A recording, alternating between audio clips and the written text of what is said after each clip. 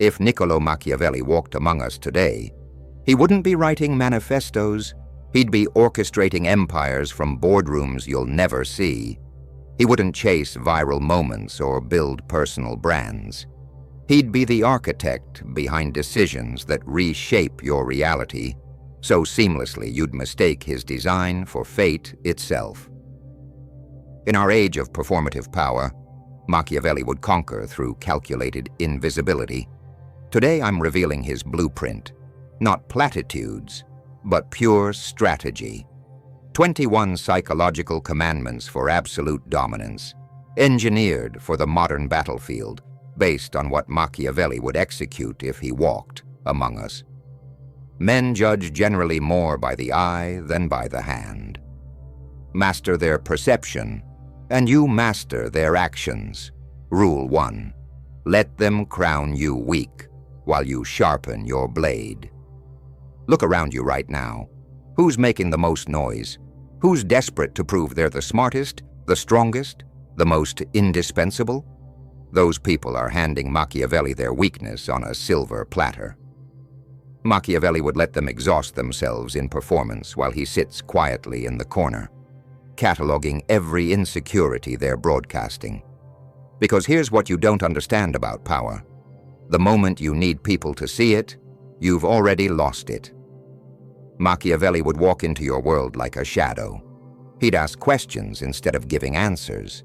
He'd listen instead of speaking. He'd nod while others lectured. And while they're drunk on their own voices, convinced they're dominating the conversation, he'd be studying their patterns, their triggers, their blind spots. When you're underestimated, people expose their real selves. They share information they shouldn't. They reveal their strategies. They show you exactly where their armor has gaps. And that's when Machiavelli would strike. Not with violence, but with precision so clean, you'd think it was luck. Let them think you're harmless. Because the person they never prepare for is the person who will destroy them. Rule 2. Master the art of beautiful deception. In our hyper-connected theater of appearances, truth doesn't go viral. Illusion does. Machiavelli knew everyone sees what you appear to be. Few experience what you really are. He wouldn't waste energy proving authenticity. He'd architect belief systems. He'd disarm opponents through manufactured warmth, while systematically dismantling their foundations. The mastery lies here, not in being virtuous, but in being perceived as virtuous. You don't need moral superiority. You need psychological dominance. Don't waste time correcting misconceptions. Exploit them. Let them crown you the solution while you quietly rewrite their problems. Rule 3. Become the question they can't answer. Think about the people who consume your thoughts, not the ones you love, the ones you can't figure out. That's not an accident. That's strategy. Most people are desperate to be understood. They explain themselves constantly. They clarify their positions. They fill every awkward silence. They're so afraid of being misinterpreted that they remove all mystery, all intrigue, all power.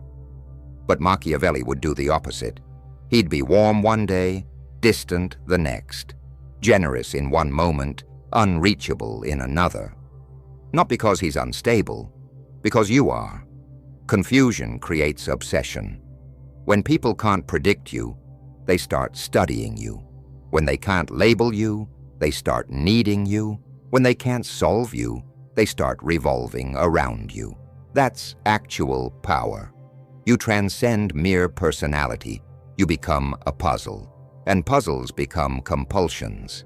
Stop explaining yourself. Stop being consistent. Stop filling silences with words they don't deserve. Speak when it serves you. Disappear when it benefits you. Let them write novels in their heads trying to figure you out. Because the person they think about most is the person who controls them most. Rule 4. Hide your moves, broadcast your results. You're doing this backwards. You're live streaming your process and hiding your outcomes. You document every step of your journey, every struggle, every small victory. You think transparency builds trust. It doesn't. It builds targets on your back. Every time you post about your goals, you're giving your competition a roadmap. Every time you share your strategy, you're handing them your playbook. Every time you reveal your timeline, you're showing them exactly when to sabotage you. Machiavelli's approach: make your results visible while keeping your methods invisible. Project transparency while guarding your true operations. People would wake up one day and realize he'd completely transformed his position, but they'd have no idea how he did it. Appear honorable while moving ruthlessly. Never reveal your systems. Never explain your strategies. Never announce your projects until they're already complete. Let them think you're moving slowly. Let them assume you're resting, then surpass them with silence they never anticipated. Your competition can't prepare for moves they can't see coming. They can't counter strategies they don't understand. They can't sabotage progress they can't track. Rule 5. Crack your perfect mask at the perfect moment. Perfect people are forgettable. Flawed people are addictive.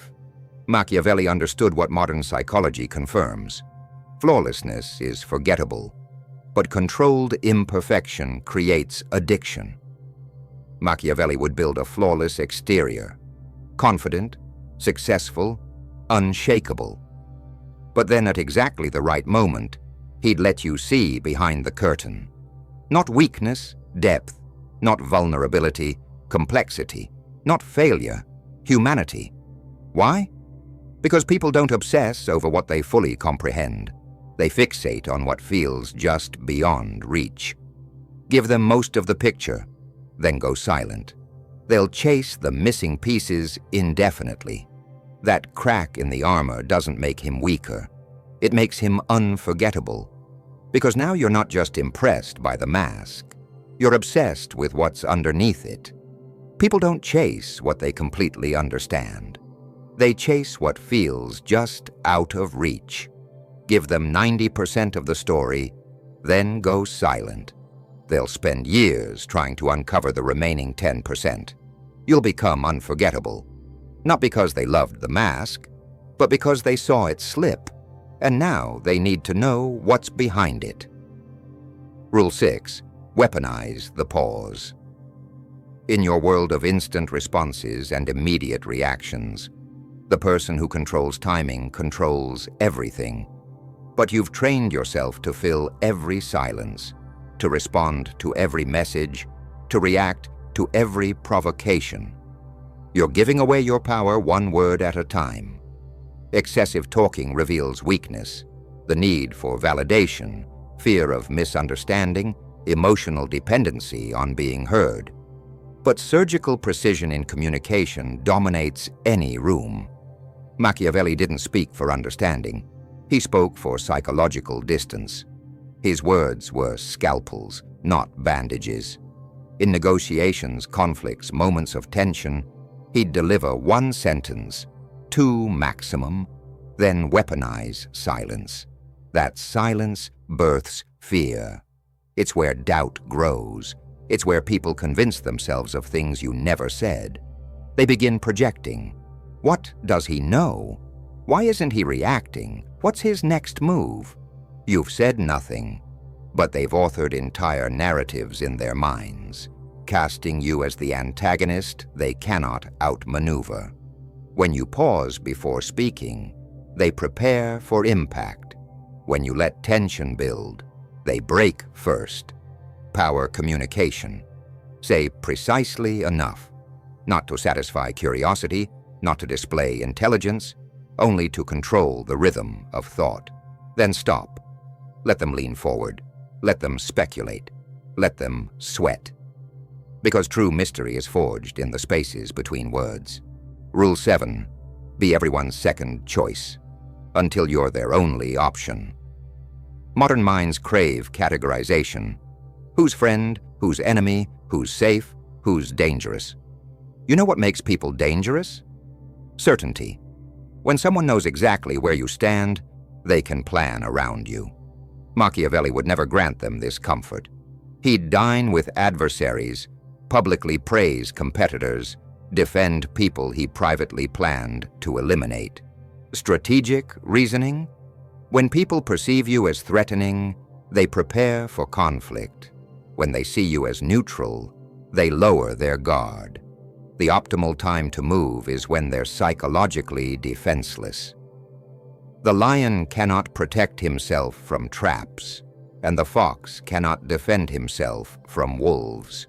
One must therefore be a fox to recognize traps and a lion to frighten wolves. Complement your rival's strategy moments before outmaneuvering them.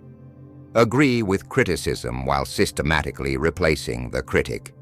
Appear supportive until your absence becomes their destruction. Be warm, be encouraging, be disarming until the moment you strike. By then, resistance is impossible. Modern translation: speak less, smile more, maintain neutrality, then remove them while they're still questioning whether you're even a player. Rule 8. Disarm them with safety, then take everything. The most dangerous attack is the one that feels like a gift.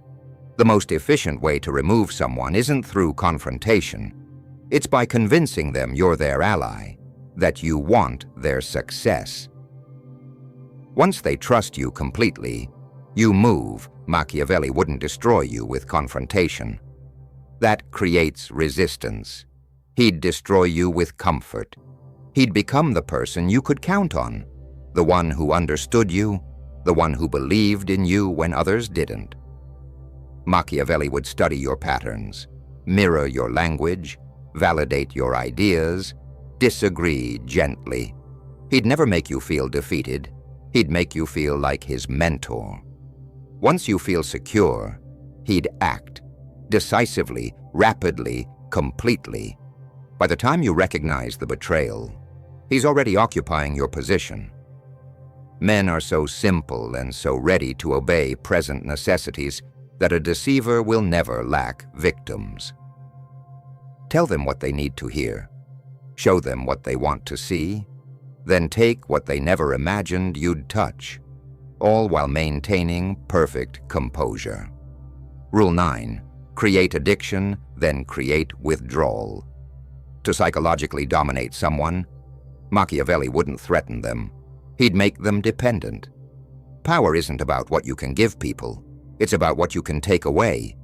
Machiavelli would study what you need: validation, security, understanding, excitement.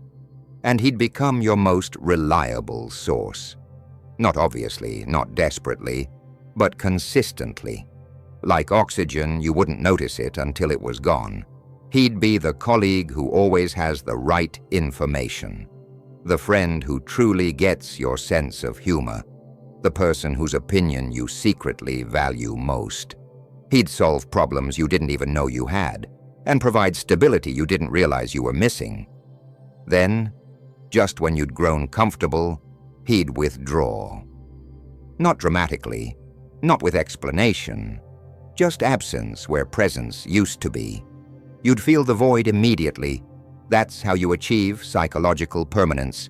Create dependency, then remove yourself mid-stride. They won't hate you. They'll hate how much they need you and spend years trying to fill the void. Rule 10. Turn your gifts into golden handcuffs. Every favor you do without strategy is power you're giving away. Every kindness you offer without purpose is leverage you're losing.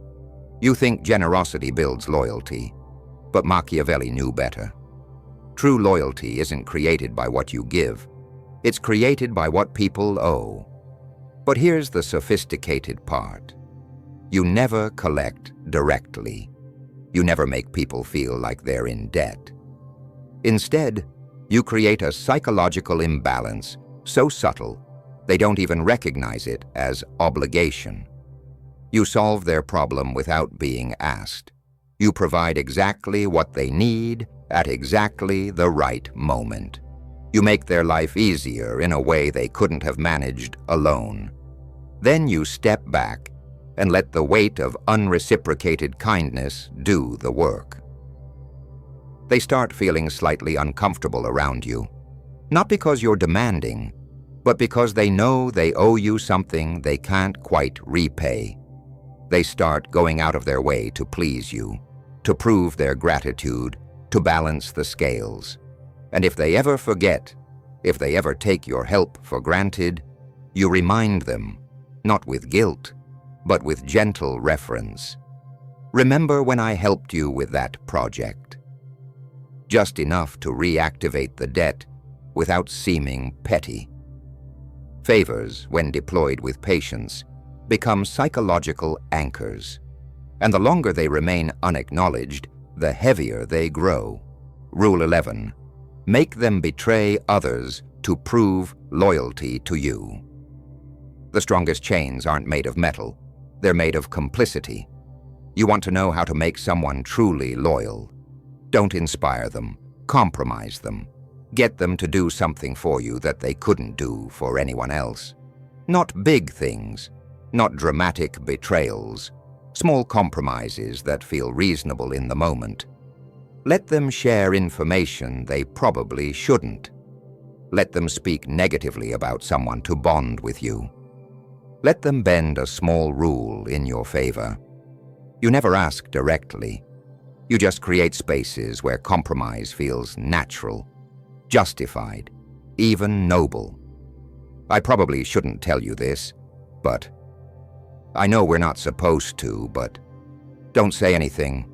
But every time they cross a line for your benefit, they become more yours. Because people protect what they've compromised for. They defend decisions they can't take back. They rationalize actions they can't undo. Now, they're not just connected to you by choice. They're connected by shared secrets, by mutual vulnerability, by the understanding that you both know things about each other that outsiders don't. This isn't blackmail, this is psychology. When someone betrays others in your direction, they're investing in your relationship. And the more they invest, the less they can afford to lose you. That's how Machiavelli would create allies, not through charisma, but through entanglement. Rule 12. Destroy alliances by making them destroy themselves. Machiavelli didn't just defeat individuals. He dismantled entire power structures, not through confrontation, through erosion. He wouldn't attack alliances. He'd infiltrate them, plant ideas, cultivate doubt, create misalignment. Whoever causes another to become powerful ruins himself. He'd identify the strongest bond in any group and gradually infect it with suspicion. I heard them say something about you. Have you noticed how they never actually defend you? I'm not suggesting anything. Just observe their behavior. That's sufficient. You don't destroy the alliance. You make them destroy it themselves. Let their fear of betrayal perform the demolition. Once trust fractures within a group, the entire structure collapses without external force. The beautiful part? They'll never trace the destruction back to you. They'll be too busy blaming each other. Rule 13. Reflect their pain back to them as understanding. The fastest way to someone's psychology isn't through their strengths. It's through their insecurities. But you can't attack those insecurities directly. That creates defense. Instead, you acknowledge them with such subtle precision that they feel simultaneously seen and vulnerable.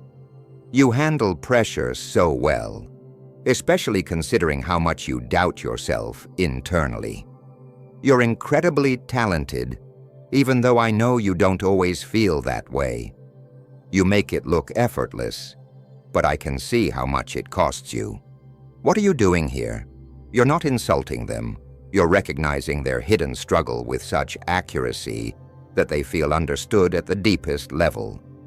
But embedded in that understanding is a confirmation of their worst fears about themselves. Now, they're grateful to you for seeing them truly, but they're also more aware of their vulnerability.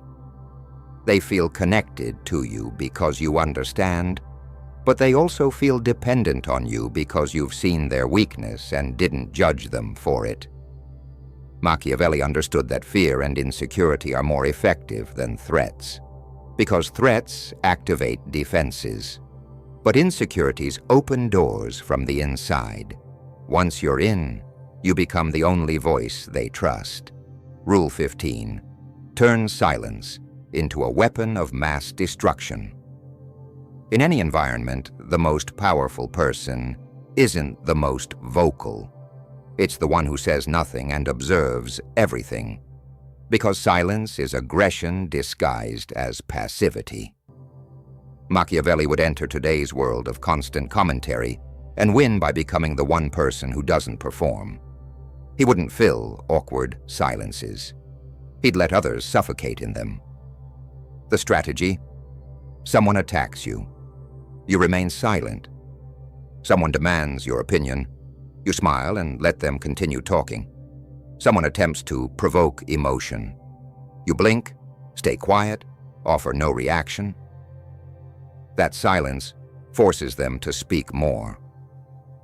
The more they speak, the more they reveal their fears, intentions, vulnerabilities. You don't need to interrogate them. They'll confess everything just to escape the discomfort you've created.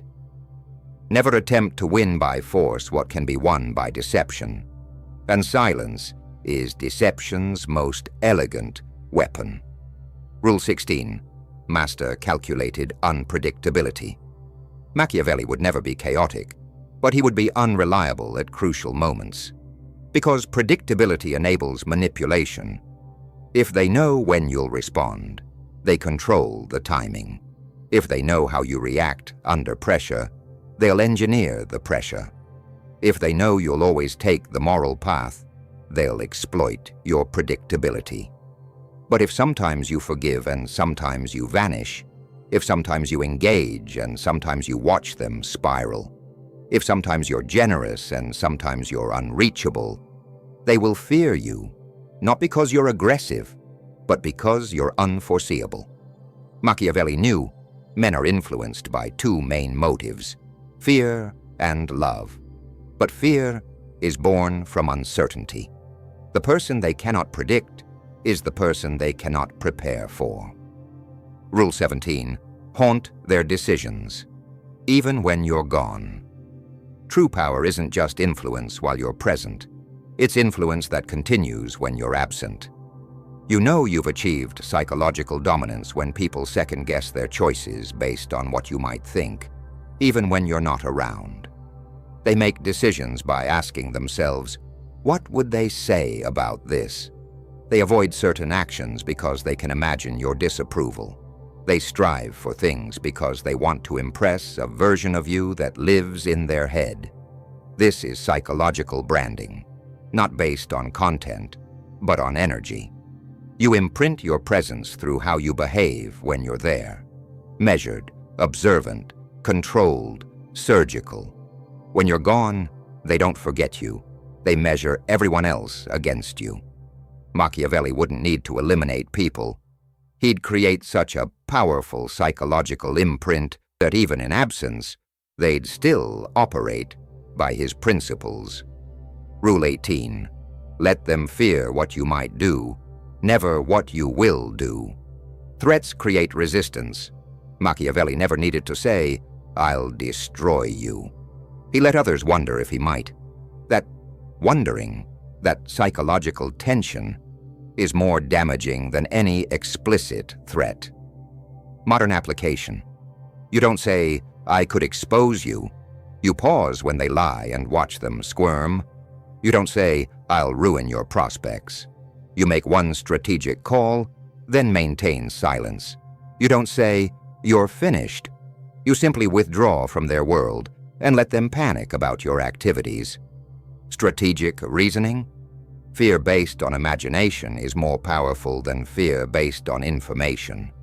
Once they fear what you might do, they start working for your approval just to avoid discovering your capabilities. Rule 19. Make revenge a dish best served cold and calculated. Machiavelli didn't believe in immediate retaliation. He believed in observation, patience, letting the offense mature until timing became perfect. Injuries ought to be done all at once, so that being tasted less, they offend less. Benefits ought to be given little by little. When someone wronged him, he didn't react. He studied them, he let them relax, he let them believe they'd escaped consequences. Then, when they least expected it, he moved, cleanly, calculatedly, absolutely. Because revenge isn't just punishment, it's psychological control. When you react instantly, you let the other person set the rhythm. But when you delay, they live in paranoia. They can't enjoy their victories. They can't rest peacefully. They fear every quiet moment. That fear inflicts more damage than any immediate response ever could. Rule 20. Become infrastructure, not just influence. Machiavelli never wanted to be beloved. He wanted to be essential. Not because of charm, but because removing him meant dismantling the system. The modern strategy: stop being a personality. Start being a network, an idea, a standard, a methodology embedded in how others operate. Train others to think like you. Make yourself indispensable in systems no one else comprehends. Embed your voice in decisions that echo after you're gone. So even if they don't want you, they can't function without you. This is how legacies form. You aren't just feared while present. You are remembered in systems they cannot delete. That transcends influence. That's permanent psychological architecture. Rule 21. Become the ghost they can't exorcise. The final form of power isn't being talked about. It's being whispered about. It's not trending. It's haunting. It's not being famous. It's being legendary. You know you've achieved peak influence when people reference you without naming you. When they say, "You know what happened to the last person who tried that." When they warn others, "Remember how that ended up before." You become the cautionary tale, the success story, the standard by which others measure risk and reward. Your name carries weight even in your absence.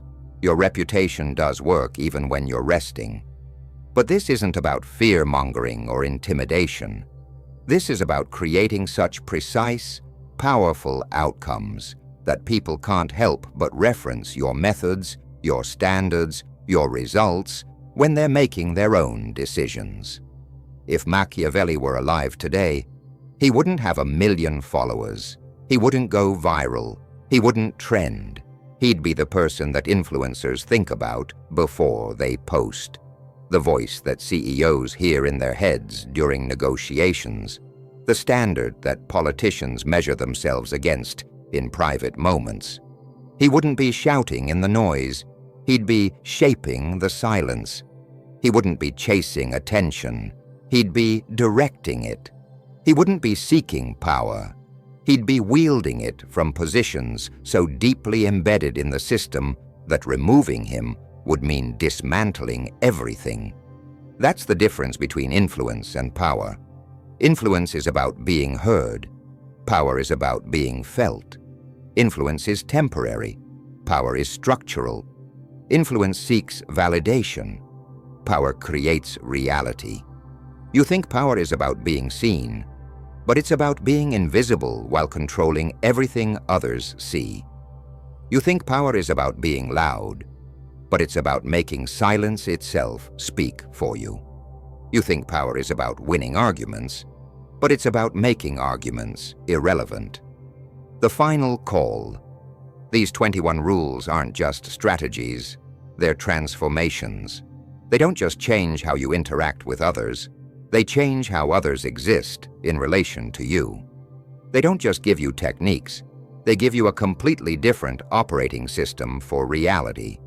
Because at the end of the day, everyone else is playing the game they think exists. But you, armed with Machiavelli's insights, you'll be playing the game that actually determines everything. The question isn't whether these rules work. The question is whether you're brave enough to use them, whether you're disciplined enough to think beyond the immediate gratification of being right, being liked, being understood, whether you're strategic enough to sacrifice the comfortable illusion of moral superiority for the uncomfortable reality of actual influence. Because power, real power, isn't about being good. It's about being effective. It's not about being right.